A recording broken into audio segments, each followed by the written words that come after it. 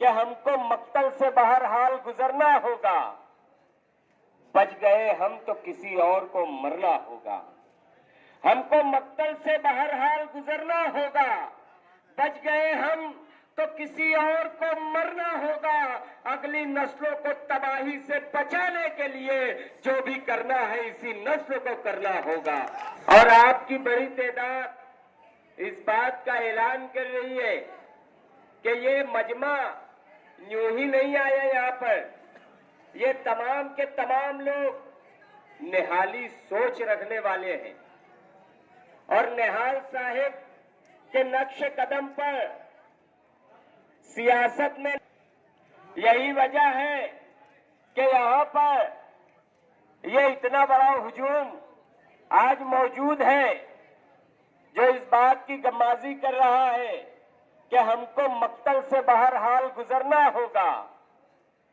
बच गए हम तो किसी और को मरना होगा। हमको मक्तल से बहरहाल गुजरना होगा। बच गए हम तो किसी और को मरना होगा। अगली नस्लों को तबाही से बचाने के लिए जो भी करना है इसी नस्ल को करना होगा। जो भी करना है इसी नस्ल को करना होगा। जो भी करना है इसी नस्ल को करना होगा। और मैं मुबारकबाद पेश करता हूँ शान हिंद साहिबा को, मुस्तकीम डिग्निटी साहब को, और उनके साथ साथ कदम से कदम मिलाकर शाना बशाना चलने वाले वो तमाम जिम्मेदारान को मुबारकबाद पेश करता हूँ कि जब जब समाज के लिए, माशरे के लिए, कौम के लिए जो भी मसला आता है तो उसके लिए आप आगे आते हैं।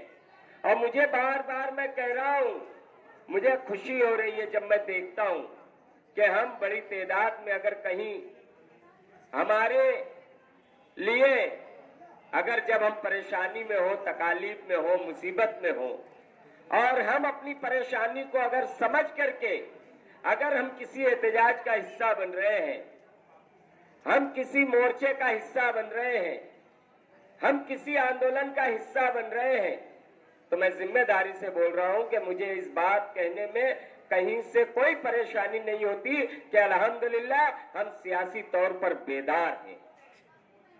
और आज मुस्तकीम डिग्निटी साहब, शान हिंद साहिबा और समाजवादी पार्टी के दीगर जिम्मेदारान जो यहाँ मौजूद हैं, उनके साथ आपका आना जो इस बात का ऐलान कर रहा है कि हम सियासी तौर पर बेदार हैं, हम निहाली सोच रखते हैं और हम अपना हक लेना जानते हैं। फिर चाहे वो कमिश्नर हो या चाहे और कोई अधिकारी हो, हम उससे अपना हक लेकर के यहाँ से जाना भी जानते हैं और अपना हक लेना भी जानते हैं। और माँ बहनों की तादाद इस बात का ऐलान कर रही है, रिजवान सर, कि अगर आपने हमारा हक दिया नहीं मांगने से तो हम अपना हक छीनना भी जानते हैं।